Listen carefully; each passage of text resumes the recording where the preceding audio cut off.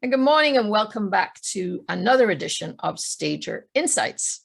This morning we have Marilyn Brophy with us. Thank you for joining me. A pleasure, Christine. And it's wonderful to see you in live person again. Yes. Yeah, it's too really long. cool to be back out there, I know. Far too long. So what I like to do is start off by having you tell us about you and your journey in the staging industry. Where you're located. We should start with that.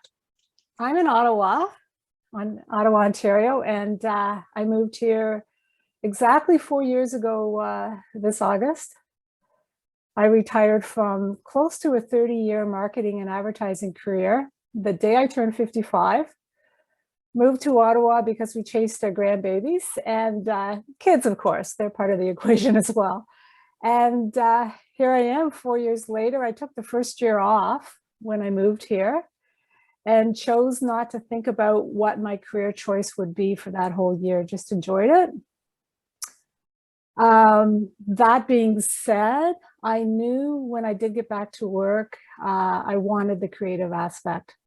I'm happy when I'm physically in that creative mode. And I'm also happiest when I'm helping others. So those two really segued into a staging career. That being said, I feel as though looking back my entire life, so many things that happened in that lifetime really led to this. So I'm just thrilled with having opportunities throughout my whole life, really. So when you say you were looking for a creative outlook, did you think straight away of staging, or did you do some research, or what were the guidelines or the memory points from your life? What is it that Dr. Phil calls them? Pivotal moments in your life. Oh my, it started at a very, very young age. My mother was a dressmaker and she was an artist. She painted stunning watercolors. So she was always just playing with design and playing with colors. And I took a fascination to all of that world, especially color, at a very young age. But she was always rearranging furniture. And I started doing that at a young age as well. I think, she came out of a depression and didn't have a lot, and was a stay-at-home mother with 4 young children and had to make the most of what she had. So she was always just looking for a way in each room without being able to get new things to just really bring out the best in each room, and was changing it up a lot. So I saw that at a very young age. Yeah. So it had an impact on you. Absolutely had an impact. And I've always done that as well. And then I had a career in marketing and advertising, and we had to design our own ads. In learning how to design a perfect ad, now I can look back and see how similar that is to staging.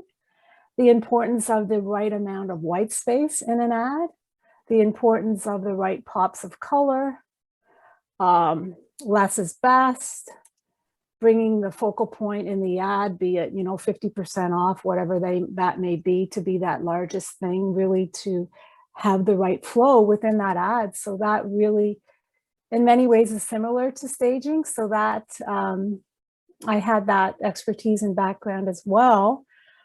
And then I had the privilege in the last 13 years of my career in working with real estate agents for newspapers in Toronto. And you saw their listings. Staging at that point was, well, very early on in that 13 years. In the end, it was really starting to fly, but it was almost non-existent. And they would send me the same property to advertise week after week after week. It was taking weeks to sell. And I was looking at these pictures and just, so I had that interest of, what can make this house sell faster and better. So here I am now. So how long have you had your staging business now? I took the course with you in October 2018. I'll tell you why I took that course. Again, not knowing the career after having been here a year, my mother-in-law, not my mother-in-law, my daughter-in-law's mother had to sell her house of 30 years, and it needed a lot of work, suffice to say. So my daughter-in-law brought me in, and we spent the week bringing everything in we could, all the resources in we could. And I was getting up at 6 o'clock every day. My entire career, I had to fight to get out of bed. I was just thrilled. I couldn't wait to hit the ground each day. And halfway through that week, my son called me and said, "Mom, this is it. This is your career." Just like that, I said, "You're right." And that house sold in a day. She competed with her own daughter in the same neighborhood. And well, I won't say how long the other house took to sell, but so I researched, found you, was impressed with your experience, your resume, and took the course, as I said, in October 2018. So coming up to what, just over 2.5 years, and love it. What would you say to somebody who's thinking about two things? One, who is thinking about getting into the industry, and secondly, wondering whether or not they need to take a training course? I would say, don't think you know everything, because you've had some success like I did in selling a number of homes or helping others. The biggest thing I learned through your course is you don't know what you don't know. You absolutely don't know what you don't know. And you have, with your wealth of experience, you've just put so much into this course that there's no stone uncovered. I can open that binder up from the course every day and something new is revealed. So it's important that you have the right training, and don't step out until you do. Or you're going to make a lot of mistakes, and really, which is going to hurt you and your brand ultimately, and the staging industry as a whole. Yeah, definitely, for sure. I always think of it like going on a journey. If you were to get in your car, no matter where you live, and you were to drive to, a far distant point. So if from Ontario, you're going to California. So the roads will lead there. Which ones you don't know, but if you get an atlas, you might have a way to find particular roads. If you ask people, they can give you their version of what they think is the right way to get there. Or you can install a GPS into your car system, and as you're driving along the road, it'll say, "No, right, go right. Course direct all the way along. Oh, there's roadworks, So I always think of starting a business is very similar to that. Very good. You don't analogy. have that guidance system. How will you know that you're on the right road? Absolutely. And the other thing I tell stagers, when they do take your course, so much is packed into those 3 days. Well, for me, it was in person. I know now it's on Zoom, but when I graduated from your course, I took October right through till late January, and I took that binder and I treated every day as a full-time job. I sat at that dining room table. I studied that binder for 4 months. I studied that binder. And then the continuing 8 modules that we get after we graduate. I wanted to be sure that when I stepped out, I was ready. Not ready, obviously, with any experience at that point. That's why I felt I needed the knowledge. Yeah, and one of the things that we found with COVID, it's sort of forced me out of that classroom environment into the Zoom world, is that I can actually give more information. So I know you told me that, what you're saying, but it's become like a 30-hour course, and each week there's a space in between where you have time to digest that material and review. And what I just say to anybody who's in class, it's like, all right, between now and Saturday, if you've got a question, email it to me, and let's sort it out before you're wondering and having to remember for a whole week. Let's get it done, you know. So I have far more interaction, I think, individually with the students, as well as individually measuring their ability to actually do the work. You know, whereas when we were in the classroom, it was a group going into a house, and that's fun as heck. It's fun, but I can't see everybody's individual contribution. And this way I can. So it's been fascinating. Okay, that's interesting. Yeah, it has. And it's really helpful as well, because of course, if you are a graduate and you want to come back to class, it's easier for you to coordinate to jump on a session. And I know that you have been in some of our group sessions. Can you talk a little bit about that after class support? Oh, second to none. The webinars on, I mean, we've got the knowledge, to have the knowledge, but then it's so important to be able to discuss it and get different viewpoints and get different feedback, different experiences people have had. So it's great to have that group support to hear all that, the challenges, and hearing all that, it brings you confidence in what you know, and in that you are doing the right thing in terms of sticking to what you've taught us. Absolutely. That's awesome. That's awesome. Mm-hmm, mm-hmm. So you also are in a leadership position for the Real Estate Staging Association chapter in your area. So can you talk a little bit, you know, not from a Pollyanna perspective, but somebody, again, a prospect looking into the industry, what are some of the challenges that you don't know that you will hit if you don't get the guidance? You know, when a real estate agent, maybe they know a friend of a friend refers them to a real estate agent, and they get that first opportunity. You know, what sort of roadblocks might they encounter if they don't know ahead of time about them?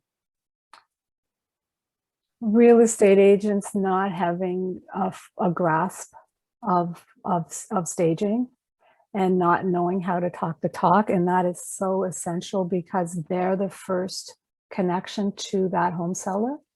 And you have to depend on them to segue you into it, and the benefits and the reasons why you cannot sell your house without it. So that's so essential. And if you have the education, you know how to talk to those real estate agents. So that's one thing. Do you think that the sellers themselves are a challenge occasionally? Absolutely. Absolutely. And why is that? Because to me, you know, I think when we are looking at staging as like a great opportunity, we already see the value, and we're like, wow, you know, we're going to be able to help people who are getting their houses sold. Why wouldn't somebody want to do this? And then you hit that person who says, no. I've heard every excuse in the book, and it's interesting that you bring that up, because by nature, I'm a people pleaser. So it was a lot of work for me early on, until I had that experience and that confidence to be able to handle all those objections. There's not an objection that I've faced that your course hasn't addressed, or that you haven't given us the script for. And that's the most amazing thing. And initially, I brought these out to show. Initially, these were in my car, and everywhere I went, cue cards. Yourself on what the process was. I had Awesome. I had to rewrite those cue cards until it became second nature, and until that conviction was so strong in me, because I had faced all of those challenges and been able to respond to them. And home sellers are some are blind to, because of their emotional attachment, and they don't many don't want to spend the money. They don't feel that they should have to spend the money. And, you know, as I've said time and time again, why would you not want to set yourself up for success? Like when you own a home, it's your greatest opportunity ever in your entire life when you go to sell, to make the most money on anything you're ever going to sell. So you have two choices. You either invest through all those years of owning that house in every upgrade and every repair and everything you need to do so that it presents as a new home when you sell. If you're not investing all those years, then you go to sell. That's when you have to put that money into it if you want that return. Well, and it's the power of words. When people are saying, I don't want to spend the money, they're considering it as a loss of money. Rather than an investment. A return. For a much, much greater return. Yeah. Absolutely. That's really like the key thing. So yes. In your work for the Real Estate Staging Association, you know, what sort of conversations have you had with people with respect to the industry and pricing? You know, we battle all the time, people wanting to lower rates. The real estate agents have a lot of pressure and influence around a new staging professional who even, you know, bright-eyed and glossy-tailed coming out of the CSP program, valuing your worth, you're still going to get challenged on pricing. I don't know why that is, but it's definitely an issue within our industry. And how you it definitely is an industry issue. And it's something that as a group here in Ottawa, we have quite often serious talks about it. And we've put it right out on the table in terms of minimum in this area for the staging consultations and addressing the full, the staging services as well, because unfortunately there are, as you've always said, it's not an industry that's regulated, and there's those that dip into it without any experience or education. So we invest a lot, as do real estate agents, and we go to school for life. We continue to educate, and our value should never be compromised. What we bring to the table is second to none. So it's very important in our group, and it's something that we talk about on a regular basis, that we have to stick together and be strong and united in our value, and therefore how that translates into what we charge. Absolutely. Yeah, and not to give an impression that we're fixing pricing, you know, within No. But what I feel is really important to get through to real estate agents is, yes, we are a non-regulated industry, and there are best practices that have been developed. CSP is a self-regulating body, but we work in the regulated industry of real estate. We're not decorators, and we're not part of that decorating association. We are part of the real estate market industry. Absolutely. Industry. And as such, they should hold us accountable to yes. Higher standards. And, you know, cheap staging isn't good. As I love to say. Absolutely. Cheap staging isn't good, and good staging isn't cheap. So in wrapping this up then, I appreciate your time, and I know you've got a busy life going on, but in wrapping it up, what would you say would be the single sort of motivating thing for a new stager, or someone who's struggling, or someone who's considering, you know, getting into this industry? I think there's huge opportunities for growth for this industry. We definitely can always take in more professionals, you know, just like the real estate industry. There's always people leaving, but there's always people coming. So I always feel that people leave for lack of planning and lack of financing, usually. So what would be your motivation for someone, motivational tip? For someone considering getting into the staging industry? Yes. it's essential to get the right education, and with that education, I always tell them about RISA. I always tell them about CSP, and I make sure that they know that this isn't just a one-time thing. This is a community that always has your back. There's so much support. The support is endless. The webinars are endless. And, you know, getting involved in your local chapter too is in connecting with other professional stagers, because we have the experience, and we can help each other. Awesome. Mm-hmm. So you were telling me just prior to our starting that even though we've had COVID and the pandemic has changed the way we live, you've still had your best year ever. Is that right? I have. Very exciting, right?